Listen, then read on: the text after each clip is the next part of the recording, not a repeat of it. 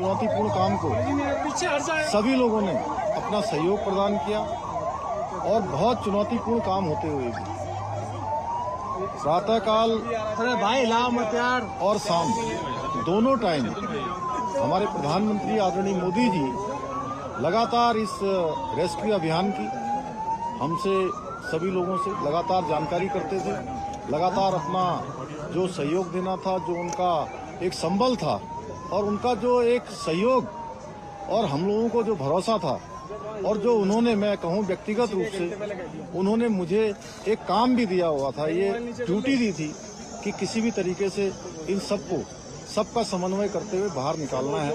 तो उनका अगर संबल न होता, उनका इतना जिस प्रकार से आज भारत सरकार की सारी हमारी एजेंसियां इस काम में लगी, तो निश्चित रूप से जो कठिन काम भी हमारे लिए आसान हो गया। मैं उनका भी धन्यवाद करता हूं कि और अभी भी उन्होंने, जैसे ही हमारे सभी श्रमिक भाई बाहर आए, उनका अभी दूरभाष पर फोन आया था और उन्होंने कहा कि सभी को मेडिकल उनका चेकअप ठीक से करना है, उनके परिजनों की सबकी कुशल क्षेम जानी, उनकी चिंता करनी है, उनके घरों तक ले जाने की उनकी व्यवस्था करनी है। सभी प्रकार से उन्होंने संपूर्ण चिंता करने का काम किया है। हमारे और भी सभी लोग इस काम में लगे हुए थे और विशेषकर से उत्तराखंड के हमारे सभी देवी देवताओं का भी मैं उनको भी नमन करता हूं कि उन्होंने बहुत काम किया।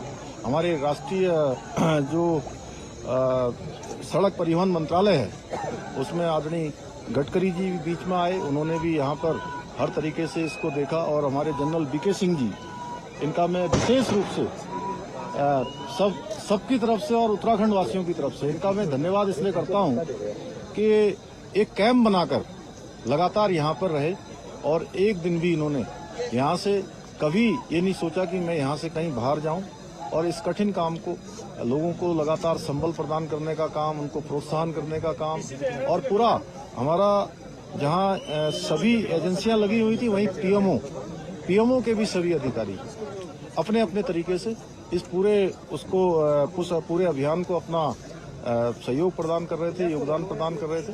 आगे आने वाले समय में हम ये जो जितने भी हमारे इस प्रकार के टनल उत्तराखंड के अंदर चल रहे हैं, उन सभी की समीक्षा भी करेंगे और वैसे तो भारत सरकार ने इसमें सेफ्टी ऑडिट कर दिया है, जिससे आगे निकट भविष्य में हमको इस प्रकार की किसी परेशानियों का सामना न करना पड़े। मैं सभी श्रमिक भाइयों को उनके उज्जवल भविष्य के लिए, उज्जवल जीवन के लिए मैं उनको सबको शुभकामनाएं देता हूं, उनके परिजनों को भी उनको भी शुभकामनाएं देता हूं। और लगातार इतना कठिन चुनौतीपूर्ण काम, जिसमें आपने देखा कि ऑगर मशीन मंगाई गई और पहले इंदौर से मंगाई गई, हैदराबाद से मंगाई गई और जिस प्रकार से मशीन बार बार अंदर टूट जा रही थी, जिस प्रकार से फंस जा रही थी, वहां पर गडर आ जा रहे थे, तमाम हार्ड रॉक आ जा रही थी, उसके कारण से वो बार बार रुक रही थी। लेकिन जो हमारे दिल्ली जल बोर्ड के और गोरखपुर से जो नीचे जाकर मैनुअल माइनिंग करने वाले थे, उन सभी का भी मैं अपनी ओर से धन्यवाद भी करता हूं, उनका मैं अभिनंदन करना चाहता हूं। मैं सभी से एक से अभी मिला हूं और उन मजदूर भाइयों से भी मिला हूं जो बाहर निकल कर आए हैं। सभी लोगों ने कहा कि हमको हर संभव, कभी अंदर किसी प्रकार की परेशानी नहीं हुई। निश्चित रूप से ये हम लोगों के लिए एक बहुत सुकून वाली बात है कि इतना बड़ा एक आपदा आने के बाद भी सारे लोग जो है सकुशल बाहर निकलते हैं।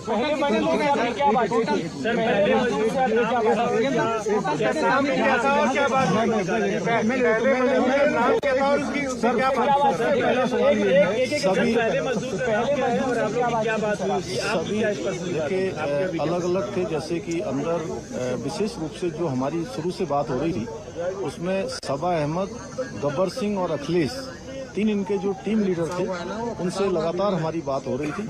उसके बाद आने वाले सभी लोगों से लगातार बात हुई है। सभी पूरे देश भर के जितने भी मजदूर भाई उसके अंदर थे, सभी ने स्वयं ही आकर, चूंकि उनके लिए बहुत ही भावुक क्षण था, लेकिन उसके बावजूद उन्होंने कहा कि हमको किसी परेशानी का कोई सामना नहीं।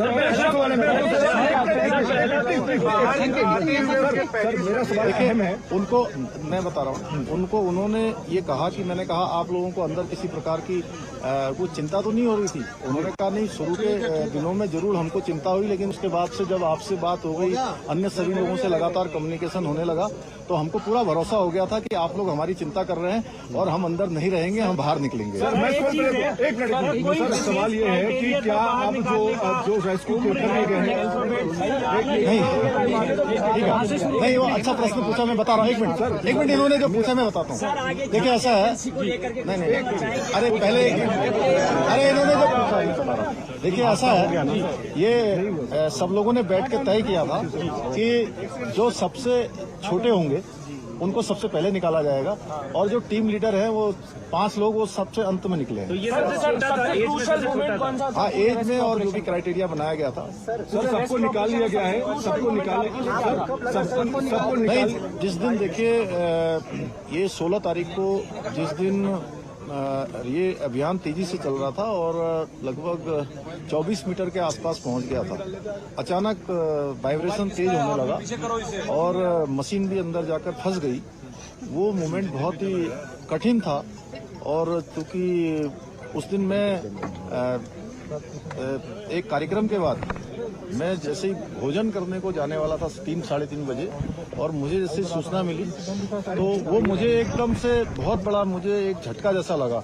लेकिन मेरा ईश्वर पर और बाबा बौखनाथ पर पूरा भरोसा था कि वो निश्चित रूप से सबका जीवन बचाएंगे, सबको सुरक्षित बाहर निकालेंगे और उनका आशीर्वाद पूछने दो। अब आगे की प्रक्रिया क्या होगी? देखिए अभी उनको अस्पताल भेजा जाएगा, 24 घंटे के ऑब्जर्वेशन रखा जाएगा और उनको घर भेजा जाएगा। देखिए ऐसा है कि अभी वो सारे के सारे एक लंबी चूंकि हवा पानी और एक अलग वातावरण से बाहर आए हैं, तो अभी जो डॉक्टरों की सलाह होगी उसके आधार पर ही हम लोग काम करेंगे। उसके आधार पर उसके बाद उनको घर भेजना होगा या जो भी करना होगा, पहले मेडिकल सुपरविजन में उनको रखा जाएगा, उनकी मॉनिटरिंग की जाएगी, उसके बाद आगे की कार्रवाई। क्रिटिकल नहीं, कोई क्रिटिकल नहीं, सारे सामान। एक मिनट इनको पूछने दो, उसके बाद आपके पास आ रहे हैं। सर वर्कफोर्स कितना था, कितने लोगों को लगाया हुआ था, खासतौर पर अगर ऑपरेशन की बात करें? कितना बड़ा magnitude in terms of number? देखिए अब ये नंबर तो मैं आपको देख के बता दूंगा, लेकिन इसमें जिन जिन लोगों की भी आवश्यकता पड़ी और देश के अंदर और विदेशों में भी जो टेक्नोलॉजी और जो विशेषज्ञ इसके थे, हमने सभी से कंसल्ट किया था और जो सबसे अच्छा रेस्क्यू हो सकता था उस तरफ हम लोग बढ़े। हालांकि कठिनाई आई। जी सर बोलिए। जी सर, तो वो अभी एस्टिमेट लगाना मुश्किल है, वो आपको बता देंगे अलग से। और जितने भी लोग लगे यहाँ पे कौन थे? आपका हो गया। एक मंदिर में गए, वीके सिंह भी बाबा बागनाथ के मंदिर में गए। गांव वालों का कहना है कि जब तक मंदिर नहीं बनेगा हम आगे काम नहीं होने देंगे। क्या सरकार वो पहले ही हम लोगों ने तय कर लिया है कि मंदिर वहाँ पर बनेगा, बाबा बागनाथ की कृपा से। गाँव वालों से पूछने से पहले ही वो डिसाइड हो गया। डिसाइड हो गया ऑलरेडी। सो मोटो हम लोगों ने लिया। एक मिनट बाबा, एक मिनट। इस पूरी कड़ी में रैट माइनर्स की भूमिका कितनी अहम थी? वो अंतिम पड़ाव में आए और पूरा ये आपने शायद मैंने जो सबसे पहले बीच में बोला था, आपने शायद उसको ध्यान नहीं दिया। वो उनकी बहुत बड़ी भूमिका थी। दिल्ली जल बोर्ड से भी आए थे, गोरखपुर से भी आए हुए थे। उन लोगों ने मैनुअली जाकर जो काम किया वो बहुत निर्णायक इस पूरे अभियान को निर्णय तक पहुंचाने का काम उन्होंने भी किया है। मजदूरों के लिए किसी राहत राशि का ऐलान किया गया, कोई समर्थन राशि के लिए? नहीं, सभी समर्थन राशि, राहत राशि। प्रधानमंत्री जी ने ट्वीट किया है, फर्स्ट डे से लास्ट दिन तक वो चुनावी व्यवस्था के बावजूद इस पर मॉनिटरिंग करते रहे। उनकी संवेदनाएं पूरे देश ने देखी है, क्या कहेंगे? मैंने आपको वो शुरुआत में ही कहा था कि माननीय प्रधानमंत्री जी का अगर इतना विशेष इस पर अभियान पर ध्यान नहीं होता, विशेष उनका जोर नहीं होता, तो इतना कठिन चुनौतीपूर्ण अभियान इस तरीके से पूर्ण करना आसान नहीं होता। और उन्होंने और अभी भी उनका कितना ध्यान है कि प्रातःकाल जब वो चुनाव अभियान में निकलते होंगे, प्रत्येक दिन जानकारी देते थे और किस प्रकार से रेस्क्यू अभियान को चलाना है उस प्रकार से करते थे। एक तरह से मैं उत्तराखंड का मुख्य सेवक हूँ, मुझे उन्होंने एक काम दिया हुआ था कि किसी भी तरीके से इस काम को सफलता की ओर ले जाना है। कोई और है? आपने कब ठाना कि मुझे यहाँ कैंप करना पड़ेगा और आपने लगातार कैंप किया? नहीं, मैं दीपावली के अगले दिन यहाँ आया था और उस दिन के बाद फिर मैं लगातार यहाँ आता रहा बीच में। और एक समय ऐसा आया कि अभियान हमारा बहुत तेजी से आगे बढ़ रहा था, फिर बीच में रुका। जब बीच में अभियान रुका तो उसके बाद मैंने तय किया कि जब तक ये अभियान पूरा नहीं होगा मैं सारा कामकाज यहीं पर रुककर करूंगा, कामकाज भी करूंगा और इस अभियान को भी पूरी तरह से देखूंगा। एक मिनट नहीं, राहत राशि के लिए देखिए, राहत राशि के लिए हमने अभी सभी श्रमिक भाइयों के लिए अपने उत्तराखंड राज्य की तरफ से 1-1 लाख रुपए की जो है व्यवस्था की है। 1-1 लाख रुपए की जो है कल हम उनको सभी को चेक सौंपेंगे और भी जो सहायता होगी वो करेंगे। और NHI DCL जिसमें वो सभी लोग काम करते हैं उनसे भी हम अनुरोध करेंगे कि उस हमारे इन श्रमिक भाइयों को जो 41 है उनको जो है कुछ दिनों के लिए 15 दिन 20 दिन या 1 महीने के लिए सवेतन उनको जो है उनके घर जाने के लिए और रहने की जो है अनुमति देंगे। धन्यवाद सर। कितने घंटे की मेल एक मिनट इनको पूछ लेने दें। Sir may be in terms of the cost जो भी लगी या वर्कर्स, और दूसरा क्या एयरलिफ्ट करने की बात आ रही है, नॉट फॉर मेडिकल बट घर जाने के लिए। अभी देखिए, सबसे पहले अभी सभी लोग बिल्कुल जो भी अभी चेकअप हुआ है आने के बाद उनका ब्लड प्रेशर चेक हुआ है, अन्य जो भी जरूरी जो शुरुआती जो लक्षण होते हैं वो किसी प्रकार के किसी भी कमजोरी के या किसी थकावट के किसी बुखार के कोई भी लक्षण उनके अंदर नहीं है, सारे के सारे स्वस्थ हैं। और इतना बताऊं कि जब उनके लिए अंदर स्ट्रेचर की व्यवस्था की थी कि वो स्ट्रेचर से आए, उसमें स्ट्रेचर में नहीं आए, सारे लोग क्रॉलिंग करके आए हैं, तो वो सब स्वस्थ हैं और अच्छे तरीके से थे। इसलिए पहला सवाल जो मेरा था, मुझे हम लोग को मैग्नीट्यूड समझा दीजिए, कितना बड़ा ऑपरेशन था, may be in terms of कितना कॉस्ट आया या फिर इन टर्म्स ऑफ कितना वर्क। अब देखिए, अभी तो पहले कॉस्ट को देखते कि हम लोग पहले उनके जीवन को सुरक्षित बचाते या उनको बाहर निकालते। हमारी पहली प्राथमिकता थी कि कॉस्ट कितनी भी लगे। हमारे प्रधानमंत्री जी ने कहा था कि किसी भी कीमत पर सबको सुरक्षित बाहर निकालना, ये हमारी प्राथमिकता थी।